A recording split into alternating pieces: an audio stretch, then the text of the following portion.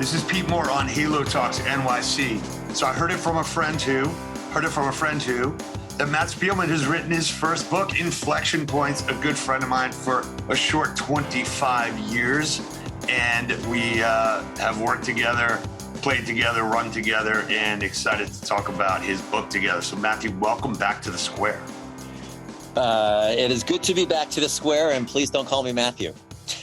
Oh, is that what your mother called you when she was mad? When I've done something wrong. I just want to make it sophisticated because it does say Matt Spielman on the book, so I'll rescind the HEW for now. But I wanted to formalize this since we're turning 50 now, and maybe we'll lengthen our name at some point. I know. So quick background here. Why don't you talk about your preamble, which is in the book, which talks about where you started, kind of doing well, but, probably soulfully unfulfilled, and knew that you had a calling and you effected a plan to get to where you should be, which is where you are now. Yeah. So the quick headline is I transitioned from executive to executive coach. And this was about 6+ years ago.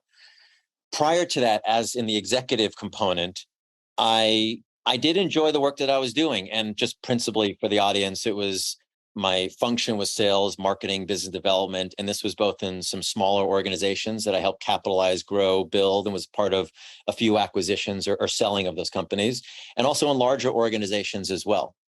And it was sort of through, as I ascended in my career, I took on more managerial responsibility and more of a direct impact on people. And that's, Pete, the part that I absolutely love. So yes, my job was to sell a product or a service, or to market a product or a service, or to develop a business for that particular company, for sure, or raise capital. The part that really drew me in was seeing the people on the team, or when I was running even larger organizations. So the whole, as a general manager, just seeing people grow, develop, thrive, giving them stretch opportunities, the promotion discussions, and like just giving feedback in a constructive way. That was the stuff that really drew me in. And I was at this kind of positive inflection point, Pete, around 2010, 2011. I was at MTV Networks working at a 1515 Broadway in New York. Wonderful people, dynamic. What was going on. It was sort of pre-iPhone, post-iPad era of 2005 to 2011. Like a lot of stuff was going on. But I felt like every day that I walked into 1515 Broadway, I should have been walking somewhere else. And I wasn't quite sure what it was. So I began I sought out a career coach, an executive coach, just a coach partner. And Peter Hazelrig is his name. I talk about him in the book. And he and I have been coach partnership for the last 12 years.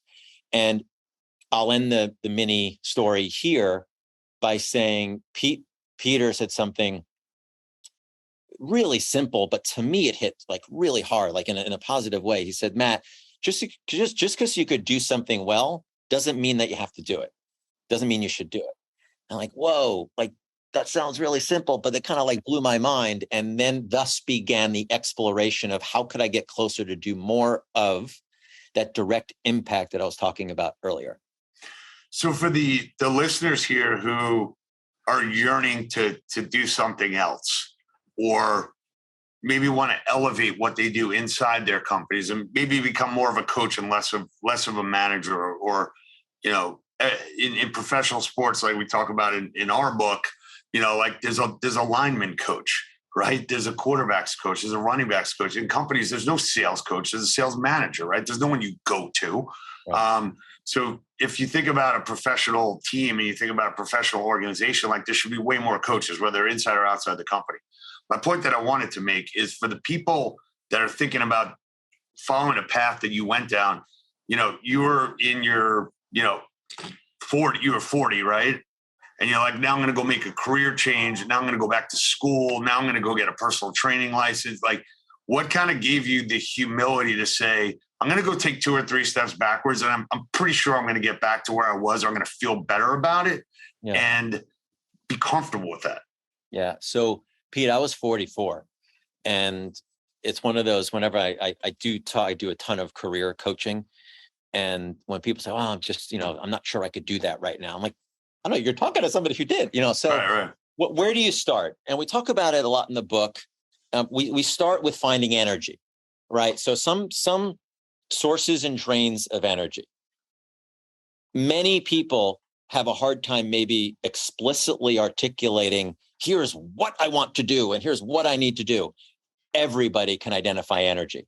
So what are the things that you're doing on a day-to-day basis? And, take out a sheet of paper and for 2 weeks saying, okay, I'm doing this right now. I'm talking to Pete Moore and DG, and man, I'm lit up. I'm excited. This is a source of energy. It's a true story, right? Record. It's absolutely true. Awesome. Okay, so this recording podcast. Okay. So then I'm gonna work on this financial model. You know what? Like I need 2 cups of coffee to make it through that one. That's a drain of energy. So we keep this sort of running tally of sort of sources and drains because we know inside whether we're drawn to something or not. That's kind of where I first started. And to this point we were talking about just before, I was drawn to. My energy was around giving people opportunities to go see the CEO. If I had an opportunity to go see the CEO, et cetera. So identify energy. And in the book, we talk about it a lot more. It's sort of like, here's the actual exercise and here's the people can download the tools at the end and kind of do it. Okay.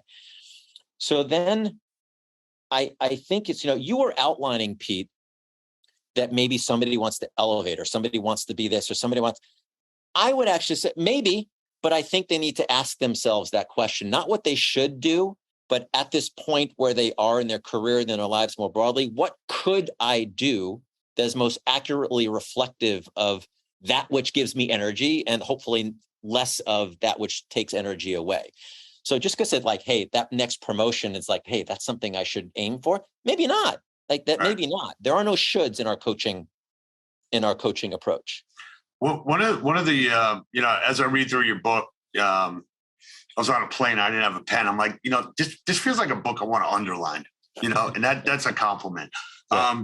And one of the things I underlined when I started reading the book is you can't goal set your way out of an emotional rut. And that kind of hit me because sometimes I feel like, all right, I've got this plan. Like this is going to happen by May 31st. This is going to happen by June 30th. And when I get to that point, then I'm going to feel better because like these things have gone. And then you realize, fuck, dude, it's like 10 years later. And like, I don't feel exactly how I thought I want to feel. And when a deal closes, now I'm like relieved. I'm not like setting up a closing dinner because it's emotionally exhausting. So how do you kind of, obviously people read the book and they'll understand, the game plan system, but how do you kind of tell someone, hey, maybe you're goal setting your way into like quicksand. Like maybe you're never really you're goal setting your way towards something that you don't even know what the goal is. Yeah. Yeah. So it's interesting. A little bit of a side note. I've heard from dozens of people in the last couple of weeks that they almost treat it like a workbook. Yeah, you can write in it. I'll buy you another copy, Pete. I promise. If you want, I'll buy my own. I'll put up a 5-star review. I'll buy my own. I'm here to help. I'll coach you on book sales. If and only if it warrants. If we traded a multiple of revenue, that'd be amazing. Exactly. Go ahead. Exactly. But I think there's a little bit of people have a little bit backwards, right? You can't if you're in a tough place. Setting the quote that you shared, setting a goal may not necessarily get us out of that. I think because we need to take a couple of steps back. I talk a little bit about in the book, and you and I we've spoken about this before, the sort of slowing down to go faster. It sounds counterintuitive, and you see it on the racetrack around multiple turns. Sometimes they have to position the car, slow it down, set it up for that one turn so they can go faster 2 or 3 turns in the future. And I think we can apply that lens to our life. And that's why I call it the GPS or the game plan system. With the game plan as the epicenter, the single laminated, I love the laminator, by the way. You got me into the laminator, and I've bought laminators for a lot of people. And that's the game plan is the center of that. However, the system part, Pete, which is one I want to focus on, is what precedes the game plan. We need to gather information. We need to slow down in order for us to go faster. Going faster meaning let's get that laminated document in your hand, but not as quickly as possible. We need to learn a little bit about ourselves and the world around us. So I'm big on, Pete, you and I did the 360. I gathered information. I spoke to you. I spoke to key stakeholders. We also administered some assessments, right? And I talk about a couple free that are online that people can take, called VIA is one that's amazing. For example, it's values in action. So viacharacter.org, and it ranks your strengths from 1 to 24. And so we want to tap into even more of who you are. We want to engender as much understanding of you as possible, and maybe others around you.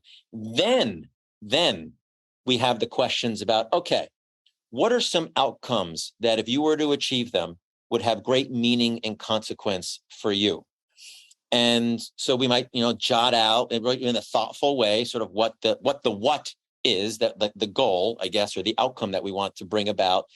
And then we spend a bunch of time, Pete. Not only we spend probably 2 to 3 to 4x as much time on the why or the meaning or the consequence behind that goal.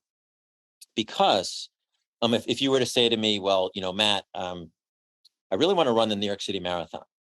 And I say, okay, I'm not commenting whether that's a good or bad goal, because only you know. And then we get into the consequence of it. And you're like, well, my parents think it's something that I should do. And we get into this some more. But we realize this sort of, kicking the tires a little bit, the should is not going to get you out of bed on February 6th at 8 degrees in the pitch black when it's kind of rainy outside. You're going to roll over, hit the snooze button, and it's never going to see the light of day. So we really want to understand why that particular outcome is meaningful for you. And that's predicated on, we go back to the sources and drains of energy, which, what are the things that excite you, that energize you, that you're enthusiastic about, that ultimately equate to engagement. So when you think about coaching someone who is at this inflection point, you say, look, we've kind of figured out where your energy, derives and where it flows. And you're not in the right career path. Like, you're not in the right company. You're not in the right, you're not waking up in the morning and excited. You're waking up in the morning and you're like, have fear, right? And I've been through this in parts of my roller coaster life where I'm like, shit, like every day you should wake up and be like, man, I got a lot of opportunity, right? Mm-hmm. And a lot of people wake up and say like, man, I'm just bracing myself for the stress of what's about to come today. And I'm in a tidal wave, and it's, every breaking wave, it's a U2 song, every breaking wave tells the next wave to come down. Like, it's like just continuous, right? And people get in to say, hey, you know what, this is my life. This is what I signed up for. How do you kind of tell somebody after we've diagnosed this, like, trust yourself that we are going to find a job that will replicate your financial requirements? Or you might say, hey, look, dude, you can't live in this kind of budget and lifestyle if you want to do this. So how do you help someone who might say, like, I'm trapped in investment banking, which I was, and people get trapped because they get too much operating expenses. So how do you help somebody through that type of discovery and analysis? Yeah. So that fear, that dread of waking up, as you're outlining, it's not a good place to be in. And even monotony, I don't know if the audience is old enough to remember that, time to make the donuts is sort of like the monotony of the day. We try to get away from all of that. I open up the book talking about, the mass of people, these lives of quiet desperation, the Henry David Thoreau quote. And, I'm not content with letting that play out. I actually think, people letting that play out is the great resignation, or the greater resignation, that we should get more attention behind, as opposed to, people leaving jobs. How do we do it, Pete? We do it by carving a path forward. And it doesn't have to happen today or tomorrow. You don't have to get out of investment banking tomorrow. But what would really make tomorrow a lot better is if today if we're doing this in the present tense, we begin to outline what the next 1 year, 6 months, 1 year, 2 years look like, to create a path for you outside of this. Doesn't have to happen right away, but it's amazing when you sort of put down sort of a plan on paper. It makes waking up tomorrow morning a lot better, because what you're doing going forward is working in service of that path that you articulated and got down, hopefully on paper. So, I also, just to kind of complete this, there also are things that you might be able to do today that actually generate some energy and excitement, even in a challenging situation now. So we do think of how can we get creative in some of the constraints that we face today? And, if maybe there's you have a real interest or a passion in doing something or a course that you want to take, and yes, you're doing investment banking, but can you take a piece of that? Like on Saturday afternoon, can you dabble in something that you're really interested in? So given the current constraints, and maybe you can't leave investment banking, Pete, because you need to pay the mortgage, you need to pay the bill, you need to pay, private school tuition. So the exercise becomes, let's create a path forward that you feel good about over a time horizon that is realistic. And then let's think about, given the constraints that we have, what's possible. Mm. When you think about pre-COVID, I think everyone was kind of running 100 miles an hour. At least I know I was, and I wasn't really taking time to let's evaluate how last quarter was, or how do I feel right now? I just said, let me just keep running, and I'll run through wherever I need to get to. When you talk to people now about how you define success, right? Somebody you might diagnose and say, look, your energy comes from hanging out with your kids, coaching little league, playing with your friends, doing this and that. How do you kind of say this? Have you said to anyone, hey, look, your work's your work, and let's find the energy sources in that, and let's kind of maybe take some of that energy and devote it towards these other activities? Because a lot of people are focused on the work-life balance, right? Yeah. And how to work and live with purpose is your tagline in the book, right? So I used to think, it was like investment banking with you and I back in the day. I was like, oh, how big's your office? Or, what does it say on your business card? No one gives a shit about that anymore. No. So how do you kind of help people say, look, you know what, you're in a good place. Let's kind of polish you up a little and figure out maybe where you could modify your work, but not necessarily, go back to school and we're going to kind of reboot you. Yeah. So the pandemic and people being forced to take a step back and be more reflective, both do some introspection and sort of looking outside the world. That there are a lot of really horrible things that came out of the pandemic, of course, and we're still sort of facing. But I think that's one area that it's been really good and really important. And people are asking bigger questions and they're trying to find answers. So I'm definitely seeing that. Mm-hmm. Pete, you're talking about success, and I want to pass this along that only you, and I'm not talking about you or Dave, but it's more pluralistically, all of you listening, only you can define what success is. There are some objective measures that people may use sometimes, but only you know how you feel inside about what you're doing on a day-to-day basis, what it is that you've accomplished or brought about. And as I say in the book, my definition of success, which I shared at HBS in the first year lead class, was when everybody in the class was saying, it was our last class of leadership and organizational behavior. And there was the Peterson case about, should he go to company A or should he go to company B? And company A was a better brand name and it was more money, and company B was more entrepreneurial. And everybody was saying, well, should go here, it'd be more successful if you did. And I sort of jumped out of my skin. And Professor Kang called on me at the end of the class and he said, Matt, you look like you're going to jump out of your seat.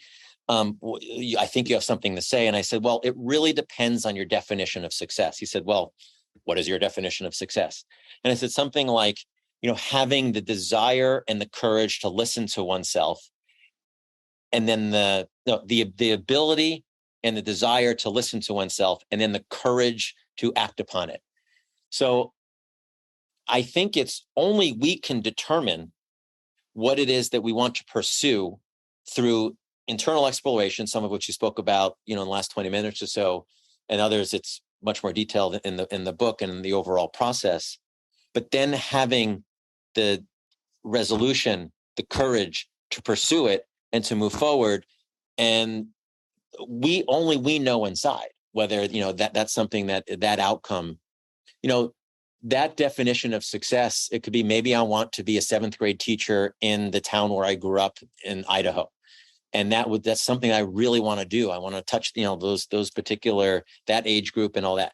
Or it's to be a managing partner at a private equity firm. But that's something, again, that expresses my strengths. So we're talking about the energy, the strengths and the energy sources, but that's a true reflection of what it is that I want to do. So It's really a very personal thing. And I'll close with this little anecdote. I remember. We're not closing yet, but you can say something. This particular answer. Okay. So I ran the New York City Marathon several times. And I remember I always hated that 5 times. And when people ask me, oh, so what'd you run? Or, what was your time? That's like my least favorite. I know it's sort of an easy question to ask, and I understand why. But if I had said 3 hours, like, what does that mean to you? Nothing.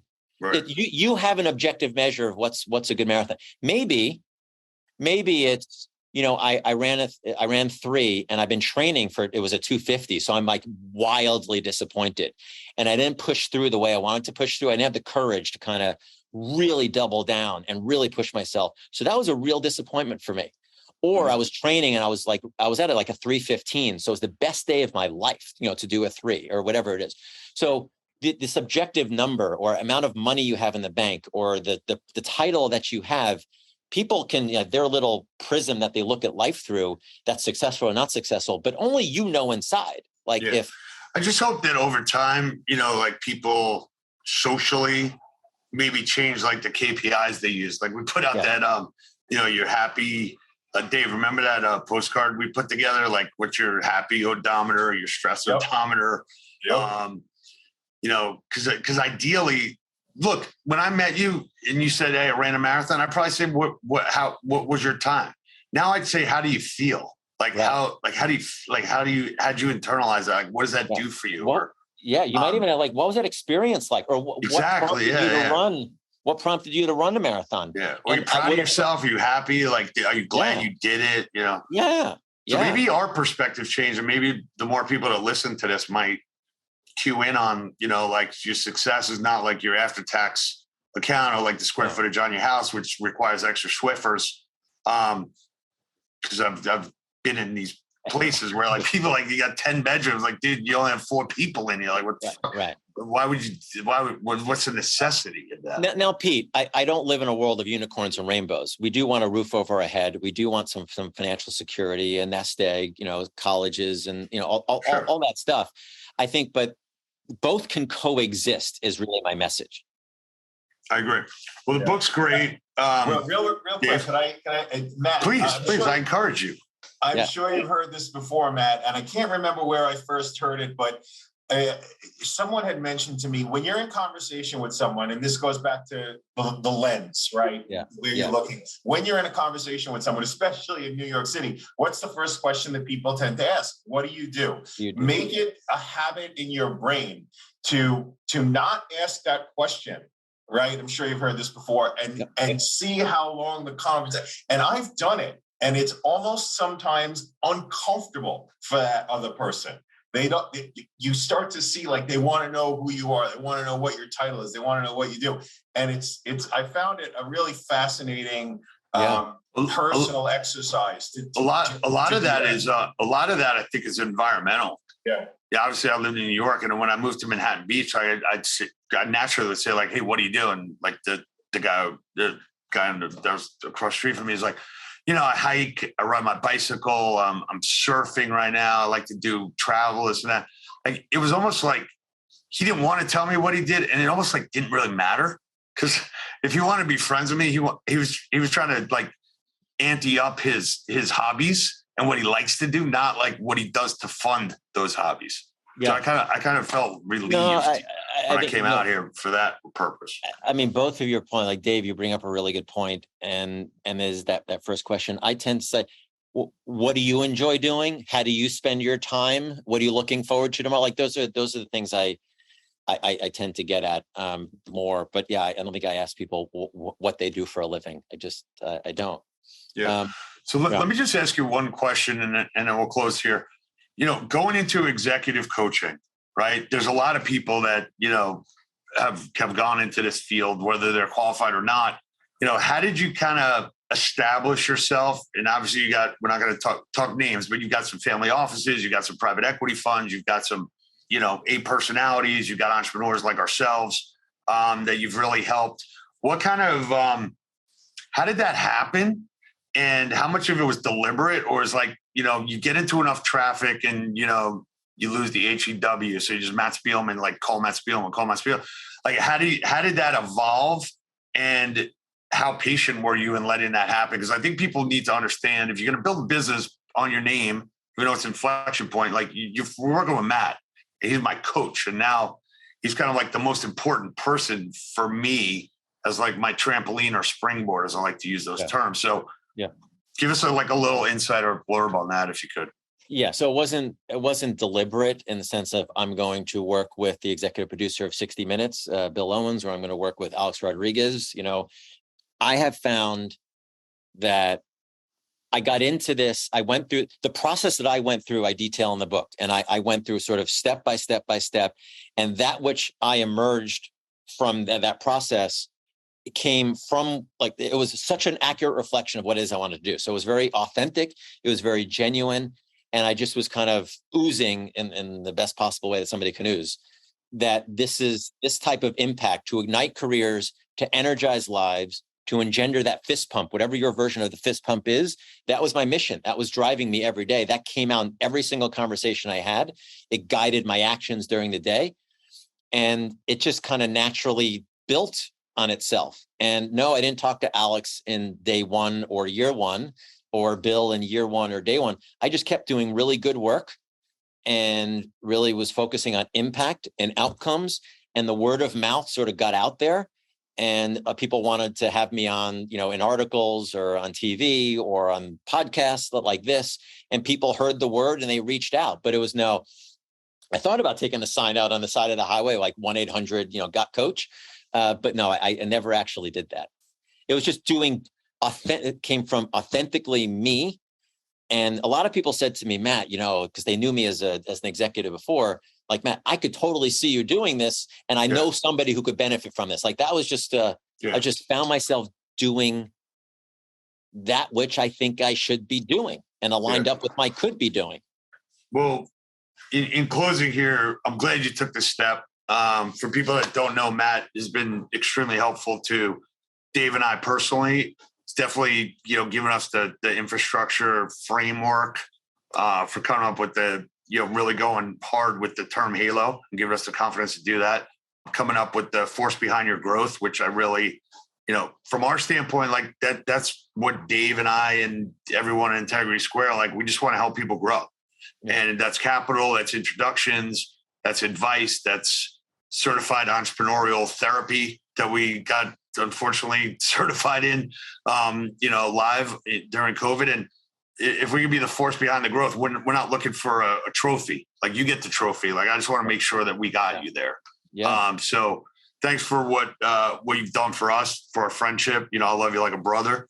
And go out and buy the book, Inflection Points, How to Work and Live with Purpose. Matt Spielman, global executive coach to the masses and the classes, my friend. Thanks for having you on. I appreciate that. And because I want to get the book out to in as many hands as possible, we created this single page, and it's simple. It's theinflectionpointsbook.com and theinflectionpointsbook.com. And you can read about it there. And if you wanted to order it, great. Awesome. All right, brother. Thanks for coming on. Excited that we were able to be a part of this career path success plan. And the more people you help, the healthier they are, the happier they are, and creates a halo effect. So for sure. Anything we do to help you, brother, and look forward to seeing you in person sooner than later, please. I appreciate Pete and Dave. Thank you for the opportunity. I can't wait to see you guys in person. Awesome.